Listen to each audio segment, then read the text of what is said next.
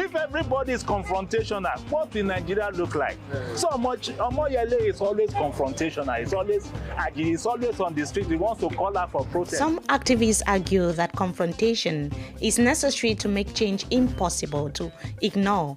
And in a country like Nigeria, silence can be seen as complicity. But is Omoyele Sowore truly fighting for Nigerians, or is it about his own legacy? Well, there's no way you can fight for a country that is as relevant as Nigeria and not be relevant in that struggle. His visibility has increased over time due to his activism, but this has not won him a solid political support base because we know that he is yet to secure enough elected representation. But that's not all. Omoyele Sowore says that he has a clean track record. So who does he believe holds the key to change in Nigeria? You have the person in front of you, me, and people who share our kinds of ideological leaning that can bring about real change. Sowore says he's the man.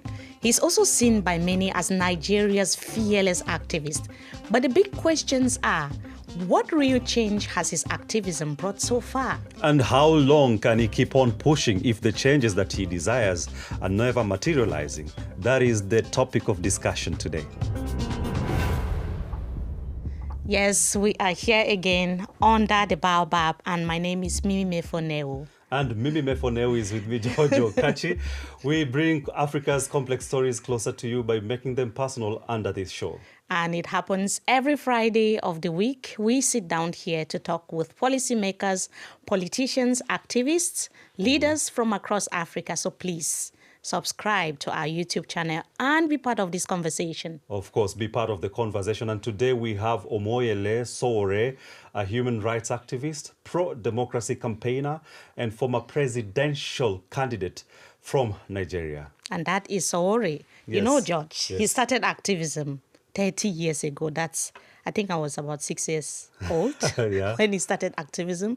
And he started when he was like a student leader trying to call for change under Nigeria's military regime. And events actually really turned out, it turned out like he really emerged during the NSAS protests. We've seen him doing a lot of activism. But it's a long time ago that he started all of this. Yeah, definitely, Mimi. And talking about the time that he started his activism, which was during the military rule under Nigeria. Right. The events that happened is what you are referring to. They were similar to what happened during the NSAS campaigns. And of course, if you're talking about someone who has been broken in body and spirit, he embodies that, as an activist. And I think he takes pride of that. And talking about him being broken, we are talking about him today because he's been involved in a saga recently with the authorities in Nigeria. He's causing trouble. Yes, Yeah. because he actually has been writing a lot and criticizing the current government of President Bola Tinubu of corruption and bad governance and so on and so forth. So He doesn't like President Bola Tinubu. and even the former leaders, he's always complaining. Definitely. And of course, in this particular case, we cannot get into the details of it because it's still under, a judicial process. And I mean, the Nigerian authorities have sued him and he could potentially, be arrested. Who knows? But my question is, why this confrontational approach? Why? And you just talked about him potentially, that he could potentially be arrested. And he's been arrested so many times. Yes. It's like it's a routine now for him. He's not scared of arrests. And he travels to Nigeria and back. Anytime he wants, he can go there. But, George, we really wanted to find out from him whether he is doing this for his personal relevance or is it really for change in Nigeria? This is what he told us. Well, there's no way you can fight for a country that is as relevant as Nigeria and not be relevant in that struggle. So it is not necessary to distinguish whether in fighting for justice, you're fighting for human rights, you are fighting for political relevance. It's not a relevant struggle. It is a relevant struggle, and anybody who is involved in it will somehow be relevant in the scheme of things. Can you point to one or two concrete changes that your activism has achieved so far? Well, my activism has spanned over 35 years now, and it's would interest you that I was one of the young persons who brought about democratic rule. Struggles that led to our expulsion from the university, led to a number of detentions, physical assaults, torture, degrading and inhuman treatment by the military. So that is one, and I think that's without that struggle, the conversation we are having would not have been possible because we'll probably still be under military rule. For you to effect change, you have to be able to also be in a position of power to bring that change in Nigeria that people want to see. So the question was whether could the problem be at the level of, because you've not been able to even occupy public office in Nigeria, could it be that you need to do some sort of change of tactics in terms of your activism? No, the kind of activism that I'm involved with is that which preaches total change, and the one that has an agenda to liberate the continent and by way of Nigeria. And this would mean that I would not settle for anything less than transparent, credible, and acceptable to the people. Of course, Sowore is a very familiar face on Nigerian streets, and, He is known. Someone who is, appearing on the headlines every time for troubling the government would be famous. But what worries most people is that this has not been translated to a political solid base. Right. He doesn't have representatives anywhere. Yes, and you know that activism's success can only be measured by the number of political representation, like parliamentary seats, local council seats that you occupy as an activist. And that is something, especially in a system where elections are allegedly been manipulated, been rigged, and so we can only measure his level of activism, his influence based on that, and that we cannot really see, as you could hear in the conversation. Yeah, definitely, and perhaps maybe I'm sure you would say what we've achieved, bringing back the rule of law and democracy, was one of the success that his activism has been able to achieve. Right. But you see, what you've emphasized, Mimi, is that activism is one thing, but also activism that is directed towards making substantive change is something very critical, and that can only be achieved through institutional, Yes. Changes. Right, and that is the question I put to him. I really wanted to find out whether or why his trend lies more on the streets than political track records.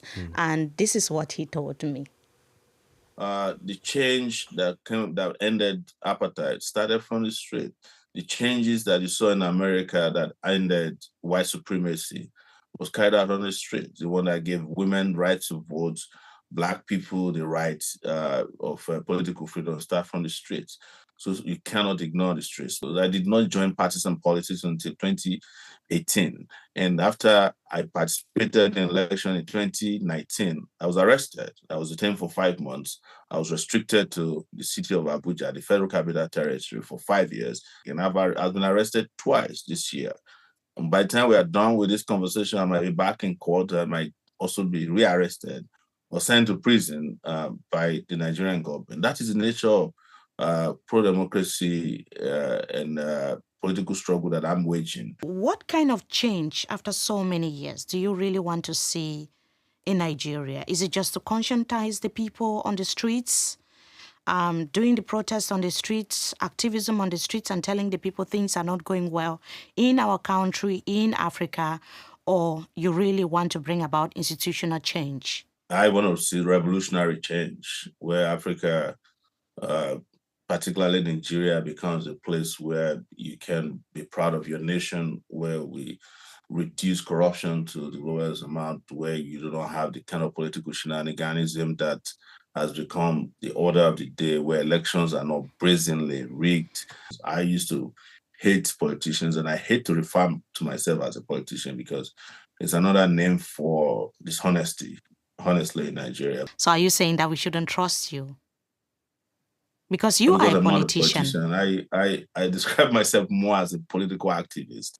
Can Nigerians trust you as the political activist that you are? Definitely. Nigerians can trust me. Why? And since you said you go on Nigerian streets, you can go do your polls and ask them, what they think about me in terms of trust. So.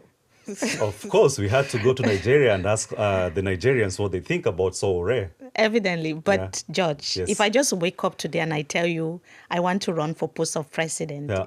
in Germany, it might not happen. Maybe in my country, for Yes, say instance. Cameroon, And I don't be tell you afraid to I'm say, not a yeah. politician. What would you say? Would you believe me? I mean, because he's saying people are tired of politicians, then I would say like, maybe he's coming with a new dimension. Like, So you mean it's a strategy then? It could be a strategy. But he is a politician, that's what I know.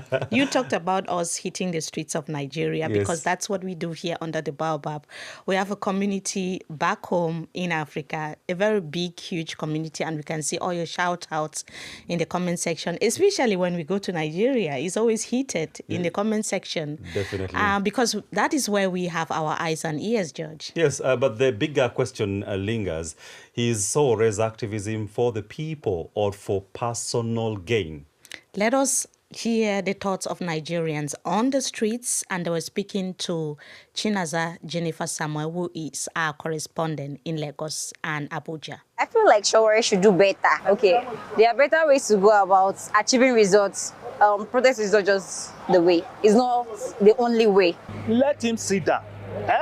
Let him sit down with relevant authorities. Let them. It is when they've engaged him and it's not satisfied, that is when sometimes you need to write. They will tell you that you should consult before you confront.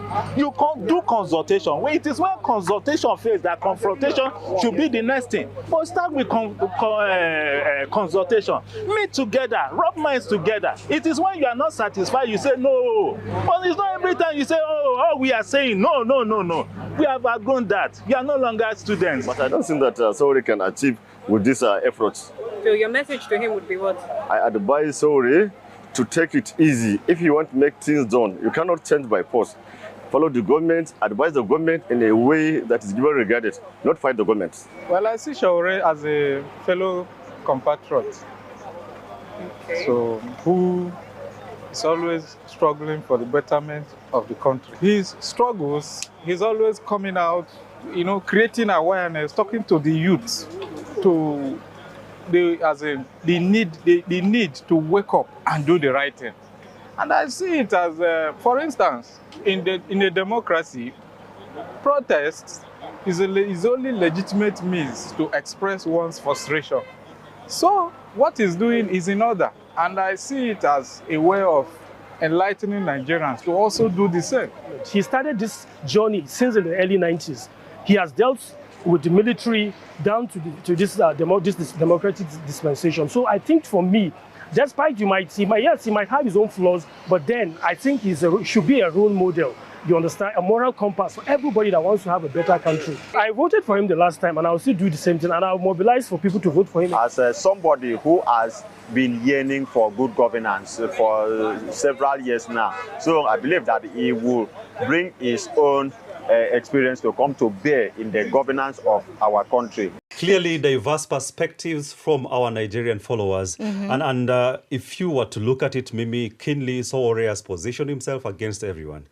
He's been against the military rule that was when Nigeria was back under military rule. Right. Against every president that came after Nigeria Even transition to democracy, even the late president. Yeah. So my question is this kind of isolating himself, working for him? Is it really working? Is it a strategy that... Yes, so I've also been following other Nigerian activists online, like VDM, the very dark black man. Hopefully we can have him also under the Baobab one day. But he was asking a very pertinent question about Sowore, and he said, if today, in the 21st century, Sowore is still on the streets protesting about bad governance, about the things that are not going right in Nigeria, it actually means that Nigeria is really, really bad. For 30 years, someone has been doing activism and protesting. Or Sowore is just a strong activist. We never know. So, you just ask, why is he against everyone? And why is he still an activist till today? Is it arrogance or deep-seated distrust, or a belief that he alone can drive the change? That is something that we also discussed. These people should not be described as leaders, honestly. I disagree with their character. I disagree with their lack of knowledge of leadership. I disagree with their complete disconnect from what governance should be about. I disagree with their corrupt lifestyles, their criminal ways of conducting the affairs of the nation, and their total disregard for the fundamental rights of the people parties. But these are people that are voted by Nigerians. These are people that are voted by Nigerians. We don't vote for them. They rig themselves into office, and then they force us to accept it. And what I represent is to reject such a notion. So who is better placed to be in leadership in Nigeria now? Who do you see as a potential replacement that could bring the changes in Nigeria that you want to see? You have the person in front of you, me, and people who share our kinds of ideological leaning that can bring about real change, and we're very careful. I'm careful to use the word. Can you be that leader in Nigeria without a coalition, Sowore? Is it possible? Well, there's no country that has ever survived just by mounting coalition. The question you should ask is, what coalition? Is it a coalition of thieves, murderers, and killers, and corrupt individuals, kleptocrats? That's a coalition we have, and that's. But we have a coalition recently by Atiku Abubakar and also the Labour Party. Who was Atiku? Former Atiku presidential Abubakar candidate. Was Vice President of Nigeria. Who is Peter Obi? What do you think about these coalitions Peter Obi was being formed? He was the governor of Anambra State for 8 years. You can go check out how they left their state, how they left Nigeria. Atiku was vice president for 8 years when they rigged the worst election rigging that took place in Nigeria took place in 2007, supervised by Obasanjo and Atiku. So these guys you're mentioning is like imposing on the psyche of the country people who continue to abuse them. They are not trying to form a coalition to unseat the government they don't want to see. They were forming a coalition to replace the government so that they can be where they used to be, looting the country and continuing where the last government left it, because they are all friends and their family. Which opposition leaders in Nigeria do you think you can work together to bring that change that you want to see in the country? The Nigerian people who are opposed to bad governance are people we're working with. It's the coalition of the oppressed that we call COOP. That's where we work. They don't have to have highfalutin positions or political parties. They don't have to have chieftaincy titles or fake PhDs or mansions or very expensive lifestyles.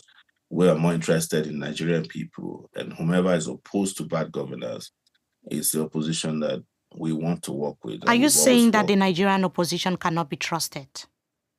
I don't trust the people who present themselves as the Nigerian opposition today. Judge, the obedience will not be happy. Definitely, the obedience will not be happy. But we're looking at a person who doesn't trust the politicians within the system, doesn't trust the system itself, doesn't trust the institutions. But I mean, he ran for president in the last elections, right? And I see the deep-rooted contradiction there, that you don't trust the system, you don't trust the people you are competing against, and you still want to, give yourself to that competition. A lot of contradiction that's hard to ignore. Some call him a joke. Yeah. Some say he's just out for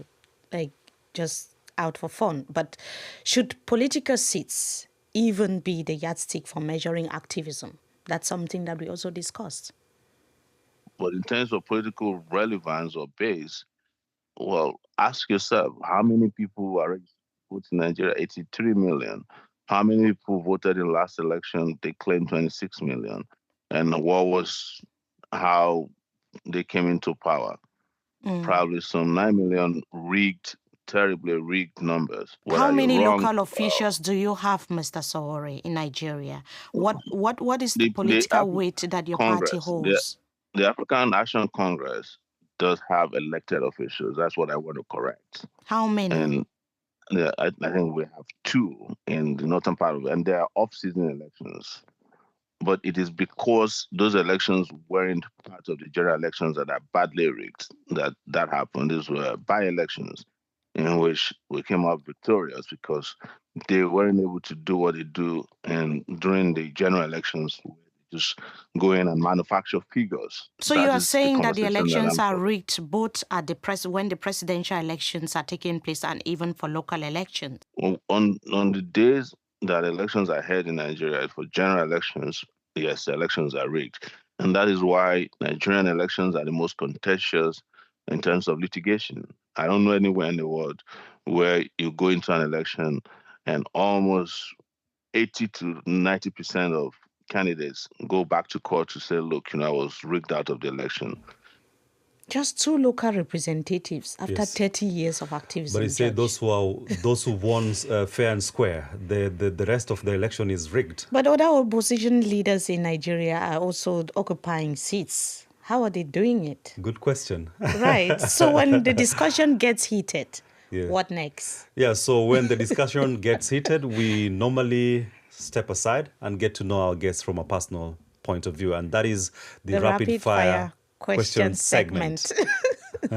The Nigeria you want to see in one word. The greatest. How would you want the world to remember you in 10 to 20 years? The guy who never gave up. President Tinubu or the late President Buhari? Who did worse? Both. Activist or politician? I'll go with a political activist. Street protest or ballot box? Street protests that liberates the ballot box.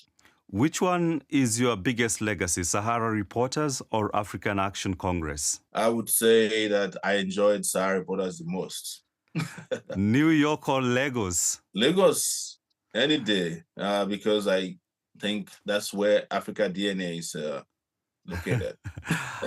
Okay, rice and stew or pounded yam? I'll do pounded yam any day. The world leader who impressed you the most? Nelson Mandela, he came and left in dignity. It depends on where you're saying it. If you're saying it on the streets of South Africa, some people might disagree with you. Would you say that you are fond of using political rhetoric? No, I do not use. I'm very straightforward. I'm not fond of using political rhetoric. I don't need it. And how about polarization? No, I'm all embracing. I'm a very multi-diverse person. Multi-diverse and super clean, But you're always asking about food. Yeah, definitely. What will you also choose, rice or pounded yam? I would choose pounded yam because I've taken rice for a long time and I sort of fancy pounded yam. It's normal to hear that from any African man. Yeah. So. And of course, as we mentioned earlier on, we have Sowore today with us because of a post that he made that has, made him in the run-ins with the authorities. Right. And that was accusing the president of corruption. And not just that, we cannot discuss about that because it's actually, there are some legal restrictions with regards to the court case. But also, I asked Sowore about the future of his activism. What are the plans ahead for him? Is he going to stop being an activist at some point, or will he keep being an activist forever? First, there's no basis for a criminal charge over a honest post. And the second aspect of it is that the DSS have no right to police the reputation of Nigerian president. They have no reputation. Even if you were to have a reputation, it is not the goal of the security agencies in Nigeria to try and muzzle public free speech by trying to arrest or detain me or criminally charge me for freely expressing myself about something that I know to be very true. What is your ultimate goal? Becoming president or building a movement that outlives you? Both. Hopefully, the movement will outlive me, even when I become president. That the kind of fundamental change that will come to Nigeria will also outlive me, and that will create institutions that will make it impossible for Nigeria to fall back into the condition that it has been in the last 65 years. Concretely, if you're elected president, what are some of the major changes that you implement in your country? Well, I'll categorize them in two ways. One is to have fundamental change to Nigeria itself, considering where the history and its antecedents and this colonial or neo-colonial history. And second is institutional. On the institutional side, of course, is going to be to focus squarely on fixing electricity, which is my number one priority, education, which ultimately will fix security, and poverty, unemployment, and to bring about an economic system that works for all of us. But on the fundamental historical part, I would work towards changing the Nigerian constitution. And when is Mr. Sowore planning to retire? Never? Unfortunately, I'm not in the line of work where people retire. You know, when you're doing this job, which has to do with conscience, you don't retire until you die. So we might have to talk about Mr. Sowore till forever. Maybe he may become the president. Who knows? Who knows? And this is someone that, like you and I were just discussing earlier, that is really, really big promoter of press freedom of expression in Nigeria. He stands for what is right, what is just, and for a better community, for the best life for ordinary Nigerians. But the question is always, when we are activists, when you are a journalist, when you are like a civil society activist, sometimes you have to sit back and look at some of the actions that you're taking, evaluate, and see if it's creating impact. And with the case of Sowore, what would you say, George? I would say that he's someone who's decided and is hell-bent to remain on course, no matter what. He has, of course, expressed that he disassociates himself with, the political dynamics within his own country. And Mimi, we should take a look at, renowned activists like Ellen Johnson Sirleaf, Africa's first elected female presidential Nobel Peace Laureate, who showed how activism can transform leadership. Her journey from activist to head of state illustrates that the central role of activists play in advancing peace, democracy, and women's empowerment across the continent. And for me, activists aren't just the voices. Yes. Yeah, they are often the drivers of Africa's progress story. And also the impact that they create. So for me, the take home is that this discussion actually reminds me that activism in Africa comes with a lot of challenges, but remain very, very vital. It remains very vital when it comes to like bringing about change in our respective communities. Definitely. So if you want more honest, unfiltered conversations, but before I continue, we have an exclusive interview with Mrs. Johnson Sirleaf. It's also on our YouTube, so you can also watch. But if you want more honest conversation, unfiltered conversations about African politics, please hit the subscribe button. So, George, where can people watch Under the Baobab? Definitely Under the Baobab can be found under the Spotify podcasts, where you listen to your podcasts, Apple Podcasts, and right here on DW Africa's YouTube page, that is DW Africa. My name is George Okachi, and thank you for watching. And my name is Mimi Mefo. See you next time.